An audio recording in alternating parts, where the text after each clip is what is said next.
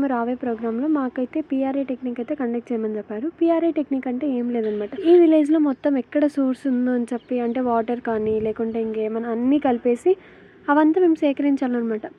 ఇది చేయడం వల్ల బెనిఫిట్ ఏమంటే మాకు ఈ ఊరి గురించి ఒక ఐడియా ఉందని చెప్పడానికనమాట. ఫస్ట్ మేమైతే ఇలా చార్ట్‌లో అయితే గీసుకున్నాము. దాన్ని బట్టి ఇంక డైరెక్టే ఏసాము. అంటే మాకు కూడా వేయడానికి ఈజీగా ఉంటుందని చెప్పేసి. సో, ఇక్కడ కర్త, కర్మ, క్రియ మొత్తం మా జ్యోతిక అనమాట. జ్యోతిక అయితే చాలా బాగా డ్రాయింగ్ చేస్తది. సో, అమ్మాయే మొత్తం ఏసింది. మేమైతే హెల్ప్ చేసామనమాట. అంటే ఒకేనని కాదు గానీ అందరం కలిసి కష్టపడ్డాం అనమాట. సో, అది ఇంకొంచెం క్రియేటివిటీగా మారి ఇంకా చాలా బాగా అనిపించింది.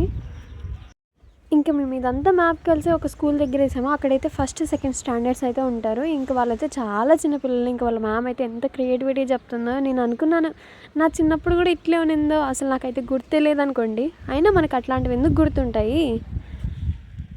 అసలు బుక్‌లో యాక్టివిటీస్ కానీ అసలు నేనైతే మ్యామ్‌ని అడిగాను. మ్యామ్ మీకు ఎంత ఓపిక మ్యామ్ ఎంత బాగా చెప్తున్నారంటే, అంటే పిల్లలకి ఇప్పుడు నేర్పించేదే కదా ఇంకా బాగా గుర్తుంటుంది అని చెప్పింది. చాలా మంచిగా అనిపించింది నాకైతే.